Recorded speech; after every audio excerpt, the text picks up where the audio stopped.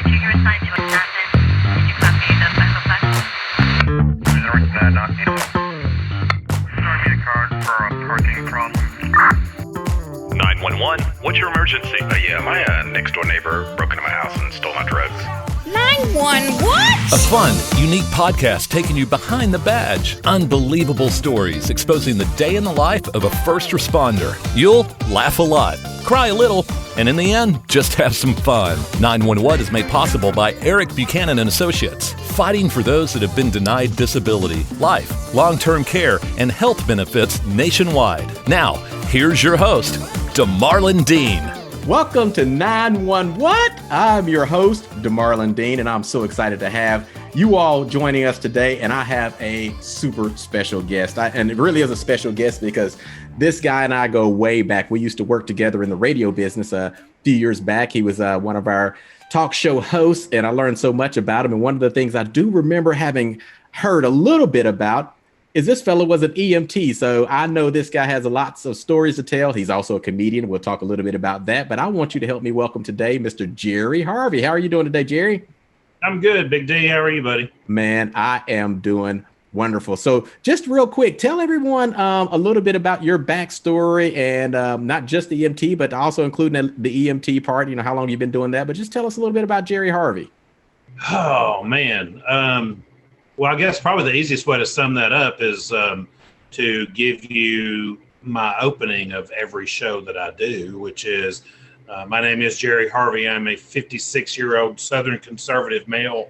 I'm a stand-up comic, a paramedic, a hairdresser, a radio talk show host, a wildlife rehabber, and a veterinary technician. Which is Yes, kind of like Bigfoot where we come from. So yeah. And what'd you say?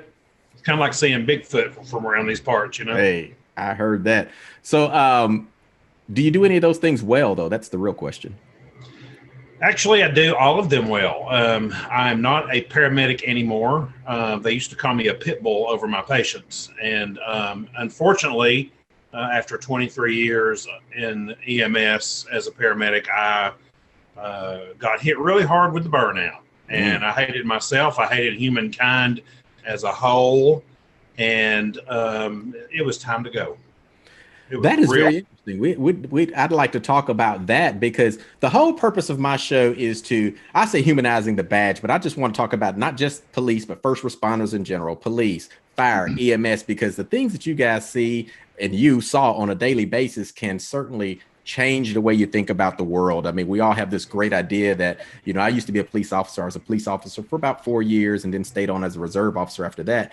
But you think you're going to change the world and you get out there and you do your best, but it always seems that the world changes you just a little bit. Oh, yeah. So the first question I want to ask you is, do you like taking care of animals better or people? Oh, animals, for sure. I mean, you know, animals, you know, if you're going to get spit on, bled on, bitten, pooped on, vomited on, you want to at least do it or have it done by somebody who's going to care about you a little bit afterwards. And people don't give a crap. Animals. Yeah. Right. So, and that sounds harsh, but it's the truth. I mean, I could not tell you how many times I helped save someone's life or helped deliver a baby or you name it. Never even a thank you most of the time. And that's hard to deal with. You have to kind of lay your emotions at the door at those times. And there's a lot of times where you have to lay your emotions at the door and leave them in that truck. I bet. So you've alluded to animals. I've alluded to animals. Tell everyone kind of what you do now with the animals. It's a pretty cool thing and it's keeping you busy. We've been trying to schedule this podcast probably for 3 to 4 weeks now, and it's been keeping you busy. Well, I'm a wildlife rehabber with the state of Tennessee and a wildlife educator with the state of Tennessee and USDA. And it is a 7-day-a-week, 365-day-a-year job, and it doesn't pay anything.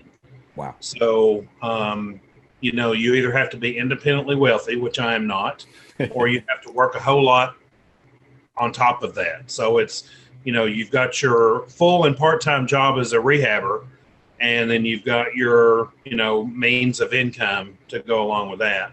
But basically what we do is we take in injured and orphaned wildlife. Class 2 wildlife is what we deal with mainly, which basically means any mammals or reptiles that are not rabies vectors. Rabies vectors being raccoons, skunks, coyotes, that sort of thing. And we basically doctor them, heal them, nurse them, love on them, feed them, get them well, and get them back out in the wild. And sometimes we can't do that, so they either stay with us as education animals or permanent residents, or unfortunately at times we do have to euthanize. So, wow. But and the interesting thing with us at Opie Acres, that's the name of our organization, or my organization, we concentrate mainly on the possum, which is one of the most misunderstood and overlooked animals out there. Fortunately, it's becoming one of the most understood animals because of us and other people like us.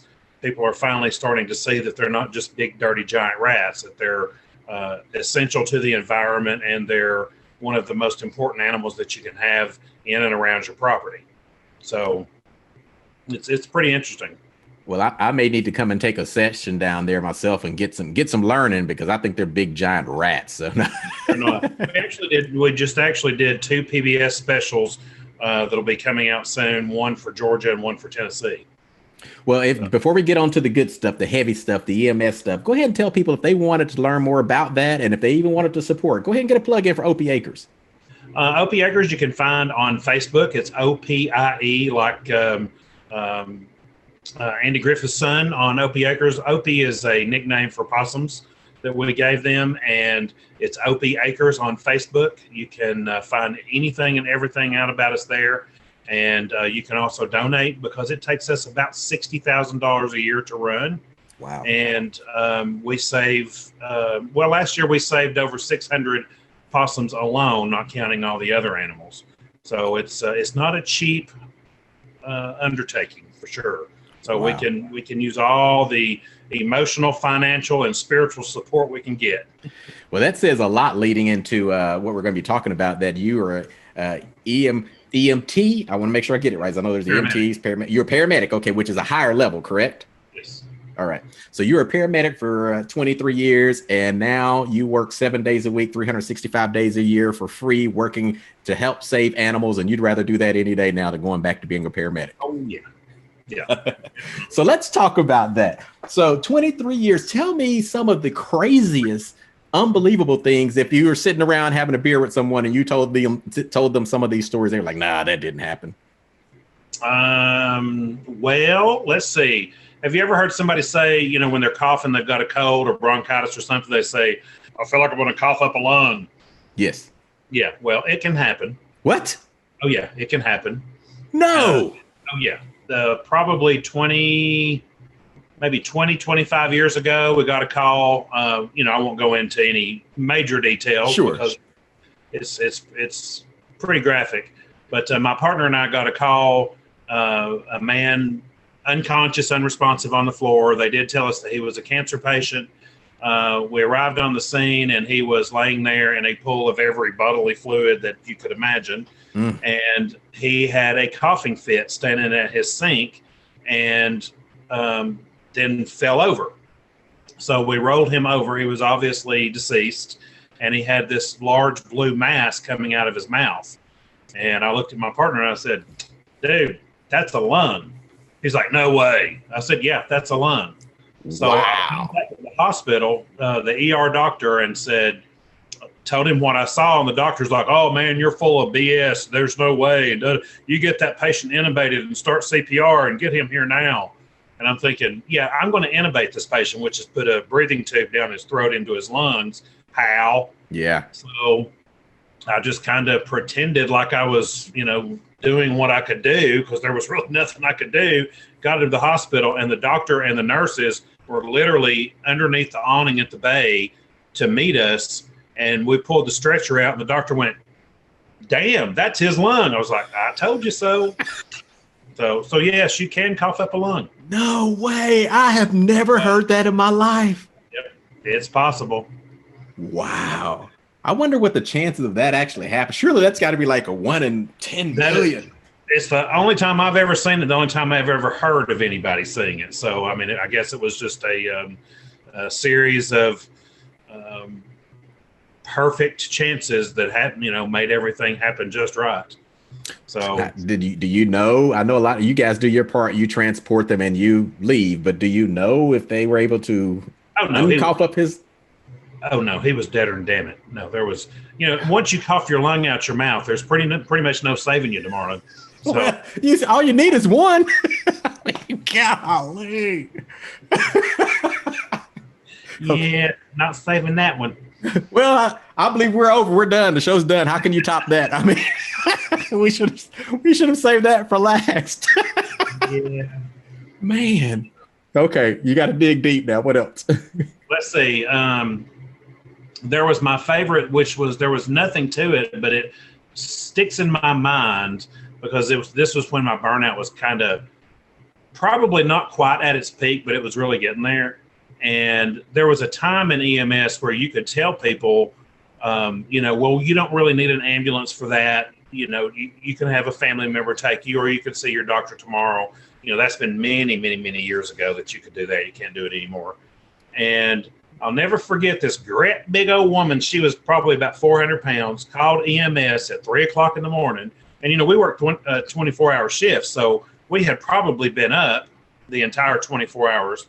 And she calls us at 3 or 4 o'clock in the morning to come out because she had a thumbtack. Did you hear me? A thumbtack in the callus of her big ass foot. And I said, well, honey, does it hurt? She's like, nope. And I said, well, I'll tell you what you're going to do. You're going to have your sister there, flick that tack out of your heel, and we're going to go back. We're going to go to bed. You have a good night. So wow. I was in the captain's office the next morning, I can promise you. Yeah, we're going to have my brother on. He's a fireman, and he tells stories about that too. Some of the crazy calls where they get called out, and you're like, why did you call us? What's the point? Yeah, people will call ambulances for the most ridiculous things. And, I was always a pretty compassionate person for the most part, but you lose that very, very quickly when you have to go take care of somebody time and time again when there's just nothing wrong with them. You mean the same person or just different people? I bet there's regulars. Yeah, there's frequent flyers for sure. So You get to know people by their first name. You get to know their families, so on and so forth. And sometimes it's in a good way, sometimes it's not. But yeah, it's not a good thing all the time. So is being a paramedic, is that something that you always wanted to do, or did it just kind of happen? Well, it's funny you ask, because we talked about working with animals. That's how it all started back in the 80s. I started working at the Chattanooga Nature Center, or not working, but volunteering with the wildlife rehabbers up there because that was something I was interested in. And, the more I worked with like the hawks and the owls and the different mammals and so on and so forth, I thought the medical side of it was really interesting, and especially the rescue side, going out and, having to chase and trap and get bitten by and scratched by. It was very exciting, get that adrenaline flowing. So I went from there to upstate New York, about 30 minutes outside of the city in Rockland County, to do an internship for a year, and got educated in wildlife rehab there. And they actually had an animal ambulance where they would go out and pick up animals and secure them and treat them there and bring them back to the hospital. Well, my mother said to me one day, she was a corrections officer and was married to a police officer, and they knew lots of firefighters and EMTs and paramedics. She said, well, if you're going to do this for animals, why don't you do it for people and actually make some money? I was like, So I went to EMT school and fell in love with it. Wow. And yeah. So over the years, during my years as a paramedic, I dabbled back in wildlife rehab, and I volunteered at the zoo and different things. But when I knew that I was getting burned out, that's when I went into comedy and went into hair school, trying to find, something else that served my soul, so to speak, like EMS originally had, or like animals always had. And what I found in the long run, and it was that animals were it for me. That's really interesting. I don't pursue comedy like I used to because it's such a dog eat dog. Entertainment as a whole, as you well know, is such a dog eat dog business. Yes. And I love doing what I do. I'm successful in comedy. I have a good following. I make good money anytime I'm on stage. But nothing serves my soul like taking care of animals. That's good. And it's really fortunate. I feel like you're blessed to be able to, however you're surviving, but you're able to survive and provide by doing what it is that you love. So, not everyone can say that. So, I know it's a gruel, working as much as you do, but that's a blessing in of itself that you're able to do it and not starve. Well, see that you're right, exactly. And obviously, I ain't starving because I just went to the doctor today and I gained 32 pounds. That's the COVID 32. It's not your fault. No, that's called getting old and eating too damn much. That's what that's called. Well, that's really interesting that it started with animals, drove you or got you into people, and after a while you realize people made you realize, no, animals is where I need to be. Yeah, and I still love helping people. Sure. But it's very different. I mean, animals are completely unconditional in their love, and that sounds super cliche. Oh, it's just unconditional love, blah blah blah. Well, why is he chewing on your leg like that?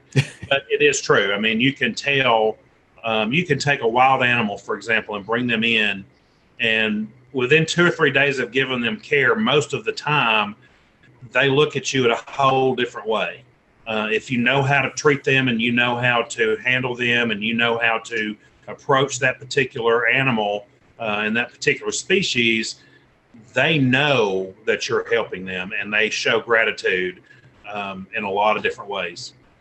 I need to keep that in mind. You'll never guess what I was doing about 30 minutes before you and I jumped on this call. City boy, black city boy. Guess what I was doing about 30 minutes ago? What? I was out in my backyard chasing chickens, getting them back in the coop. Shut up. Yes, we were out of town, and so we had someone coming and taking care of our dogs while we were gone, and I told her she can get all the eggs she wanted, but you have to open up the coop. And yesterday they were probably low on food, so when she opened up the coop, about 10 of them jumped out, and they were in the yard, and they were gone.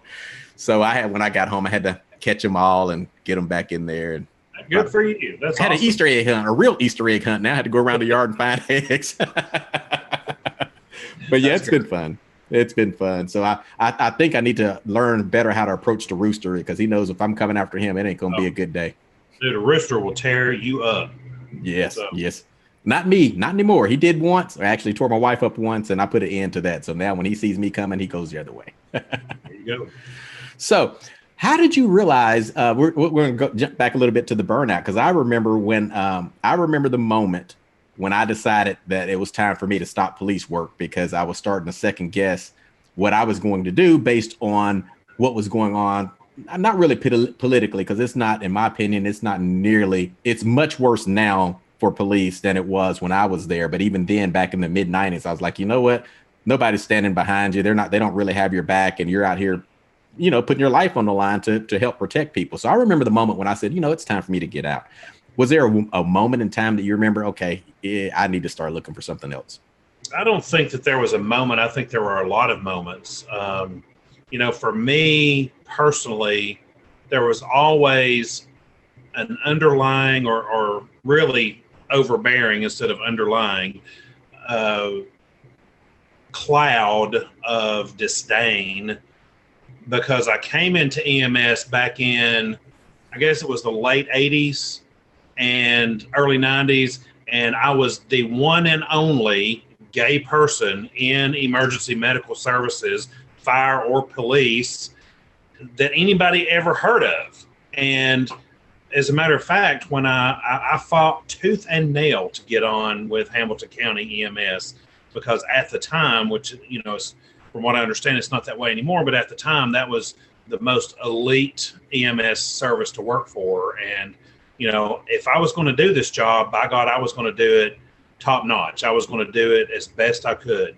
Right. And it took me a few years, fighting, pushing, making phone calls, et cetera, to get even an interview with Hamilton County EMS, and finally got hired.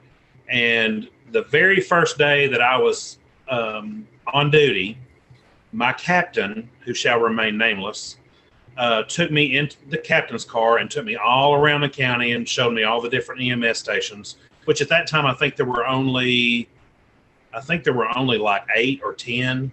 There were 10 actually. And he said, well, I just have to let you know that most everybody here does not want you here, and your lifestyle makes me sick.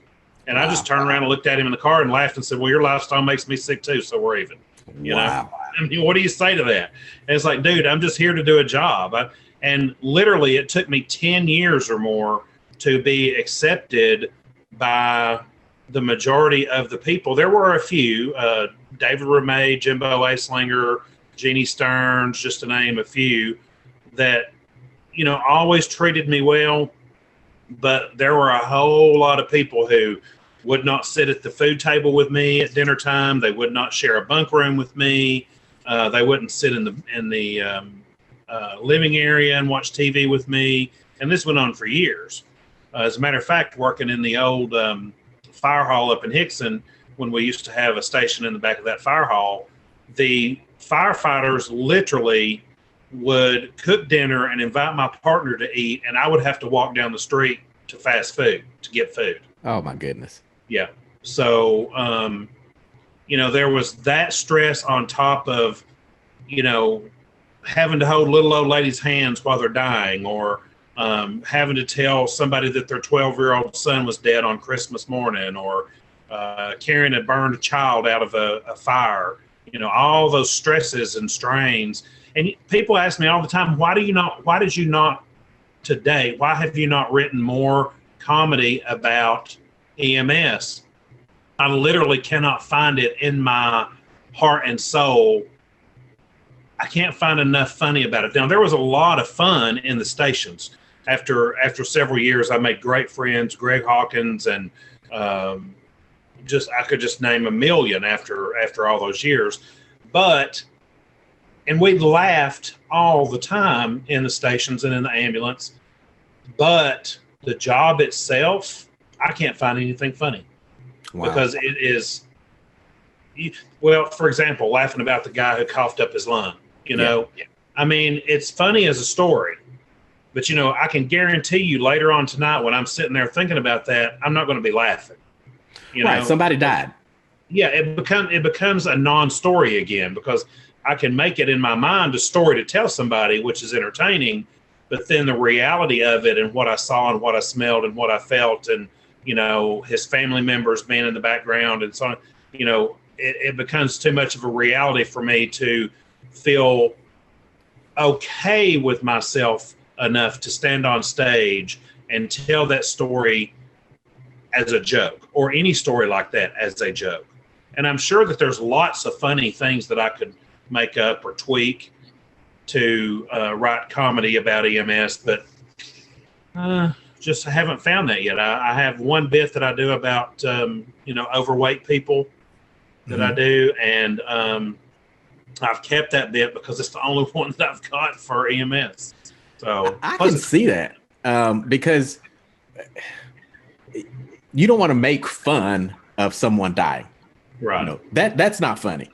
The circumstances in this case were pretty unbelievable. The circumstances are humorous because it is so out there and so unbelievable. But the reality, as you were just saying, someone lost their life. Exactly. But I wonder, Jerry, were you always funny? Because you're pretty dang funny. Or did this job and your circumstances that you were put in cause you to become that funny person as a relief? I've always been an entertainer. You know, I grew up with and it's no secret, we talked about it on the radio many times. I grew up as a sexual abuse victim, and that's literally my earliest childhood memories are sexual. Mm-hmm. And, you know, that went on for probably the first 12 or 13 years of my life.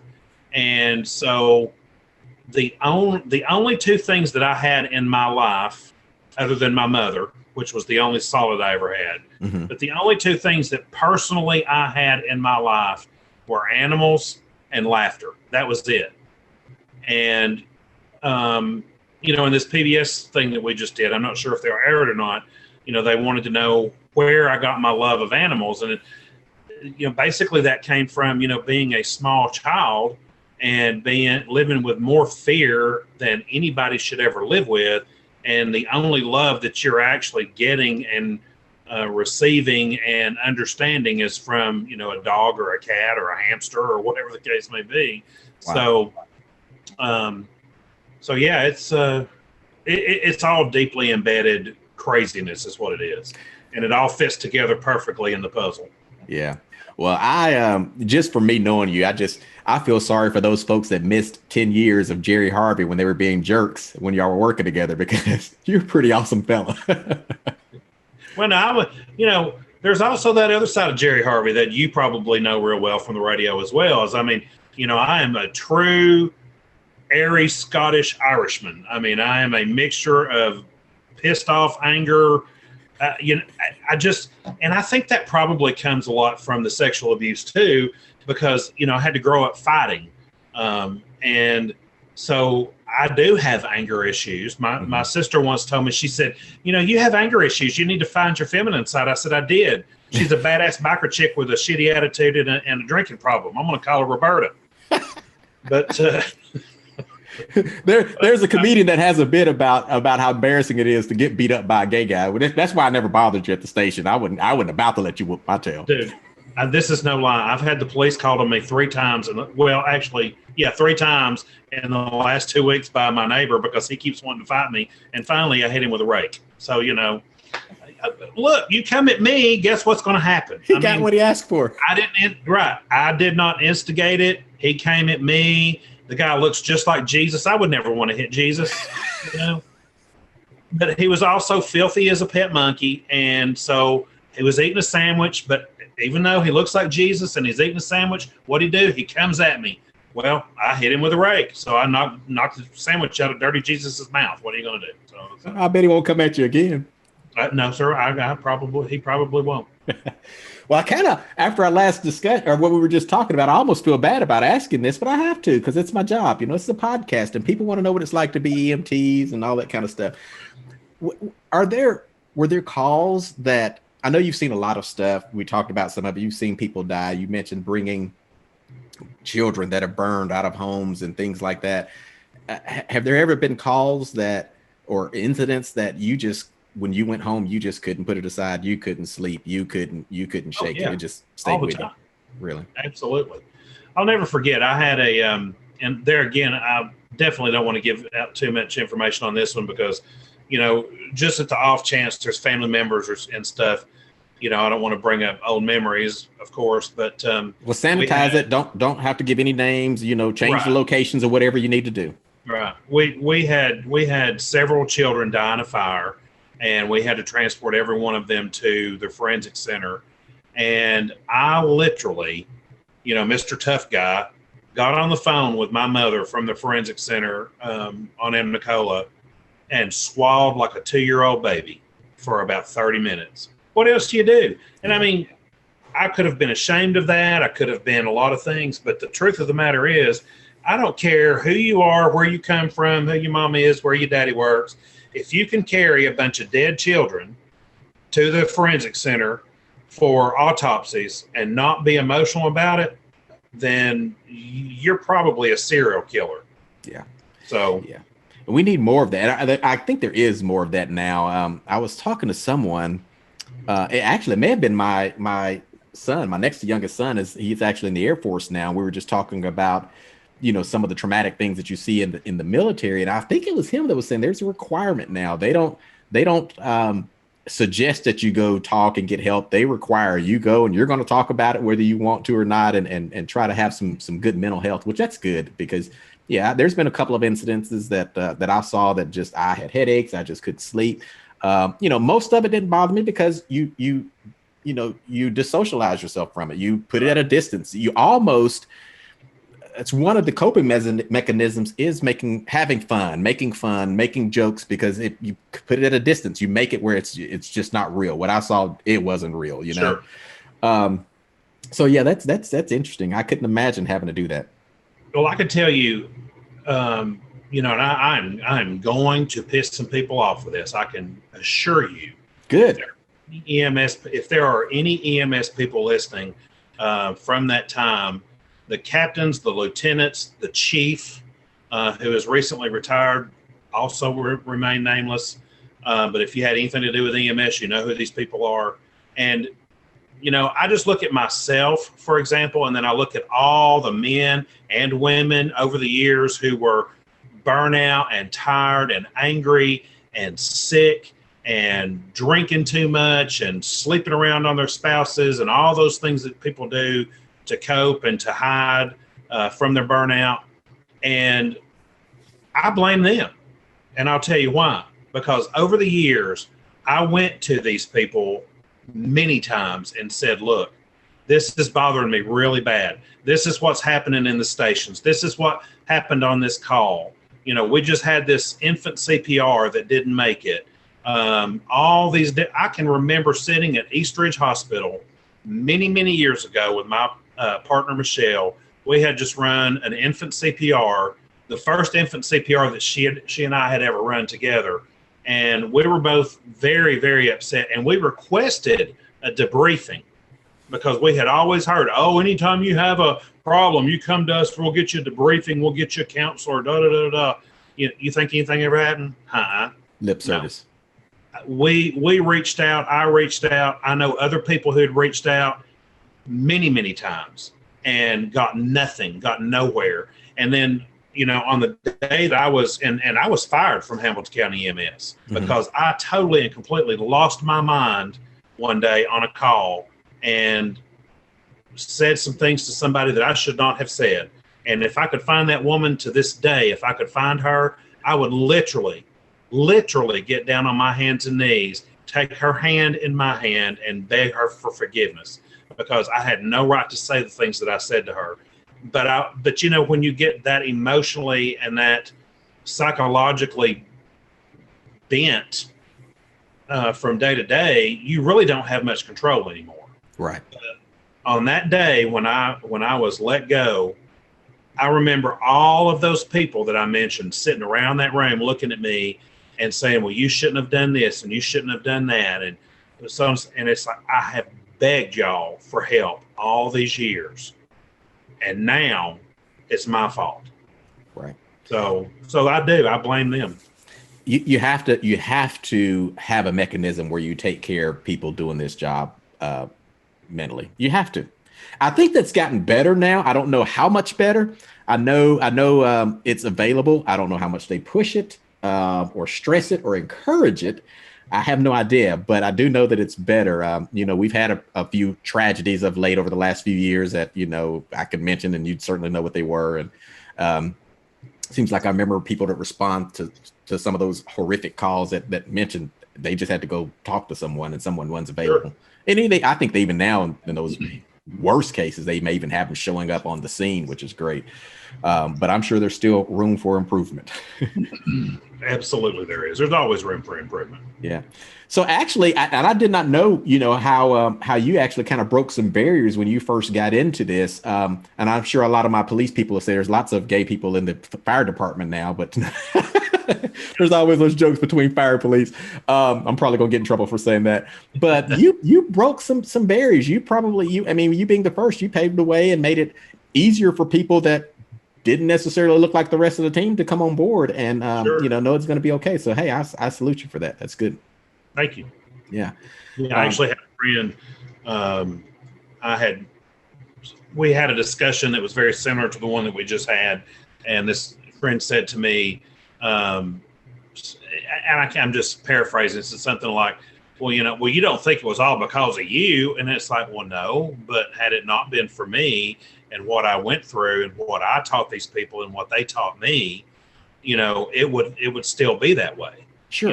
People would still be sitting by themselves in the back room eating from a bag while everybody else was eating a home cooked meal. Or so I broke my ankle one day. This just popped into my head.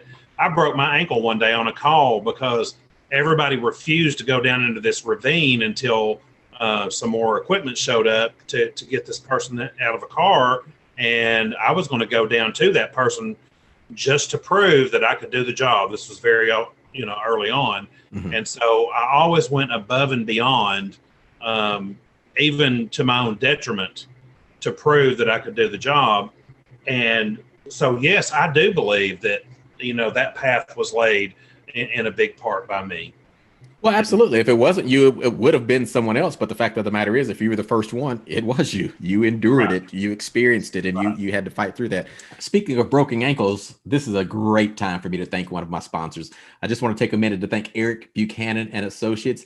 These guys, if you have disability insurance and you've been paying your premiums and doing all the right things that you're supposed to be doing, and you get hurt and you can't work, you need to call these guys.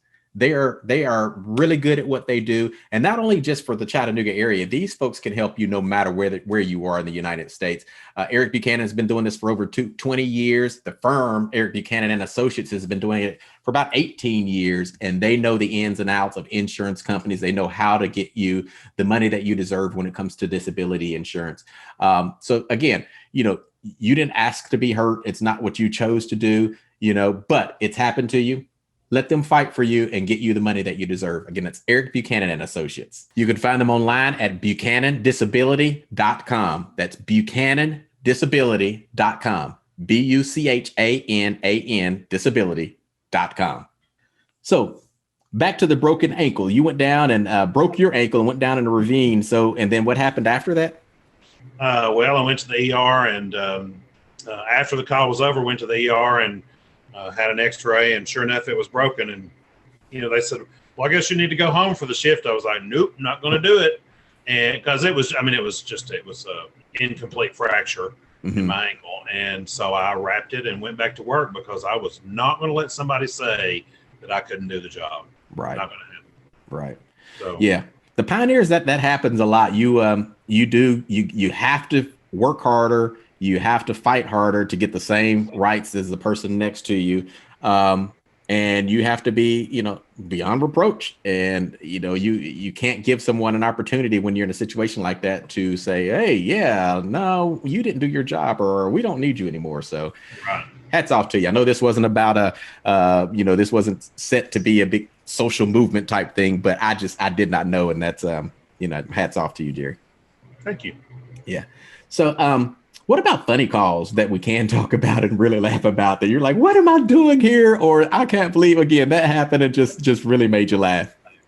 Oh God. And I always get, well, not always, just recently, because we've become so politically correct, which political correctness is killing this damn country, by the way. Yeah, I agree. There used to be a time when you could make fun of homeless people and fat shame people. It was all in good fun, but yeah, probably the funniest calls were, psychiatric patients. You got to feel sorry for them. You have to have a little bit of understanding, but they say and do some of the funniest things. And a guy that I used to work with, David, not David Ramey. Let's just get that straight. This guy that I used to work with, David, every time he had a psychiatric patient, I would be driving and he would be in the back and he'd lean over and go, "Is that your dog?" And those people would be looking for that dog the whole way to the hospital, Oh, And wow. I would give him such a hard time, but I would laugh.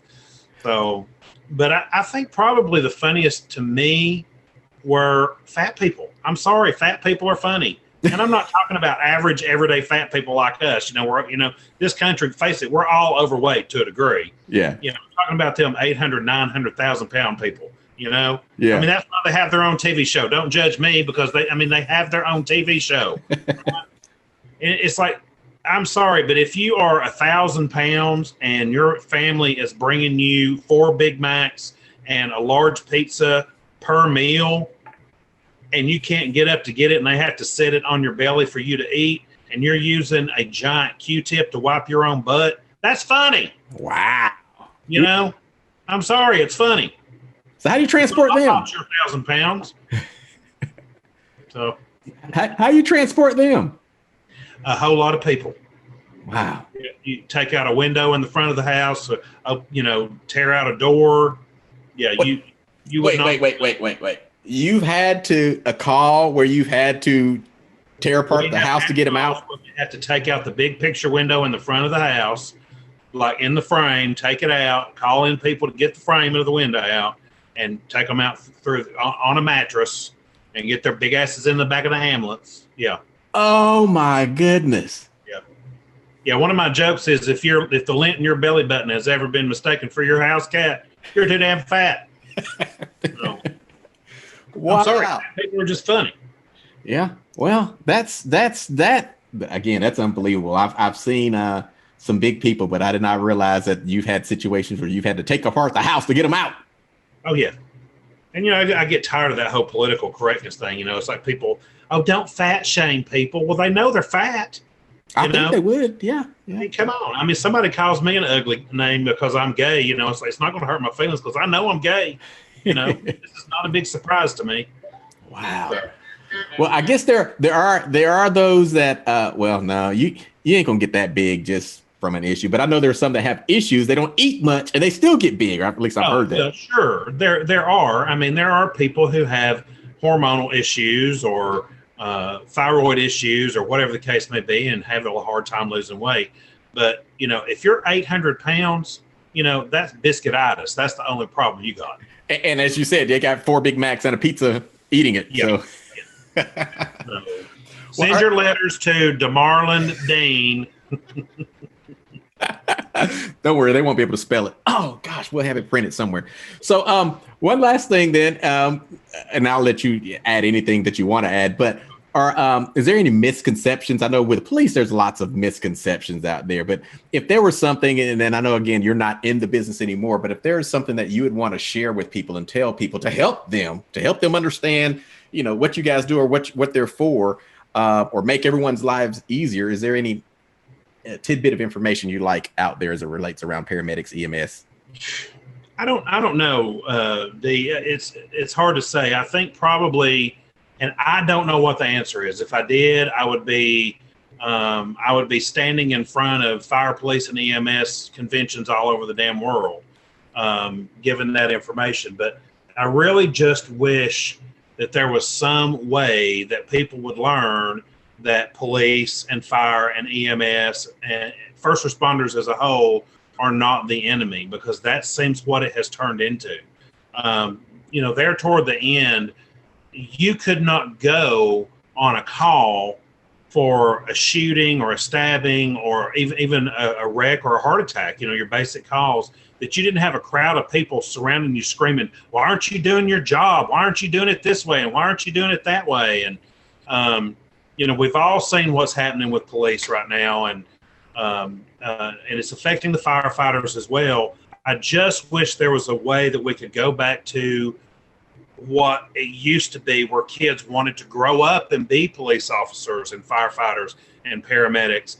And there was a level of respect there, but really doesn't it all come down to respect anyway? And the fact that we've lost that in this country, we don't respect each other. We don't respect each other's differences anymore. We have to fight about our differences instead of, value those. We don't respect our teachers or our parents or our elders. We've all seen that. Kids are allowed to talk to people any kind of way. And so I really think it all just comes down to respect, right? In my opinion. Respect and gratitude, I think, are probably two things that we have totally lost as a society. Yeah, I agree. And I hope that's part of the reason I'm doing this podcast. I really want people to realize that, number one, we all really just want the same thing at the end of the day. Right. And no matter who you are, where you're from, we are all much more alike than we will ever be different. And we spend too much time talking about the differences. And you know what? Before the political correctness, got too far, some of the differences are funny. That's the things that we can talk. I am different from you. I was raised differently from you. My culture is differently from yours. Nothing wrong with it. It's just different. Sure. We should be able to celebrate our differences and share our differences with one another. And that's what makes us all, better. When we were growing up, and I mean, you're not as old as I am, but I mean, in our generations in the past, which makes me sound as old as I am. But, we went to school with, and I always joke, and you can cut this or whatever, but I always joke and say, we had the homos, the Negroes, the Chicanos, all the O's, we had everybody. And we all loved each other, and we either liked you because we liked you or we didn't like you because we didn't like you. It had nothing to do with your sex or your race or your anything. And that's where we need to get back to. Judging people. What was it? And I don't want to totally screw up I'll paraphrase, but again, cliche, Martin Luther King Jr., judging people on the content of their character, not the color of their skin. So simple and so profound. And if we could actually get back to that like we used to be, then my God, what we could accomplish. Absolutely. I'll use your phrase, you if you didn't like people, it's because they were just trifling. Exactly. It has nothing to do with whether you black, white, gay, straight, Jew, or Gentile. It has to do with whether you're trifling or non-trifling. It's that damn simple. There you go. Hey, do you want to talk about real quick, give a plug for your comedy? I'm wearing one of my favorite shirts, which happens to be yours, because I have to explain to people what it means. So though, if you're watching on video, you can, hopefully it'll turn up the right way and not invert it. You could try to figure out what the shirt means. But if you've heard Jerry's stand up, you'll know all about this shirt. But where can people, if they want this awesome t-shirt, where can they get it? Where can they learn about your comedy when you're doing it? Well, first of all, the jerryharveycomedy.com is no longer in existence because guess what? I found out Facebook is free. I don't have to pay for it on a website. So you won't find it there. The find me, I'll give you the clean version of what that means. Most men cannot find that little man in that boat right there on that shirt. Let's just leave it at that. And that comes from my comedy on stage. And you can find on Facebook comedian Jerry Harvey. That's comedian Jerry Harvey on Facebook. You'll see lots of my videos, a little bit of my stage time. And if you want to book me in your city or state, all you have to do is get you and all your friends to contact your comedy club and say, bring in Jerry Harvey, and that can happen. So, awesome. Jerry Harvey, thank you so much for giving me some time today. This has been a lot of fun. I have really, really enjoyed it. Want to thank also Eric Buchanan and Associates for their sponsorship. And if you do have any questions or comments, you can email us at 91what.podcast@gmail.com. That's 91what.podcast@gmail.com. Any final words, Jerry? Yes, you tell them Buchanan and Associates people I'm expecting my check by the end of the week. All right. All you got to do is Eric Buchanan and Associates. Give them a call.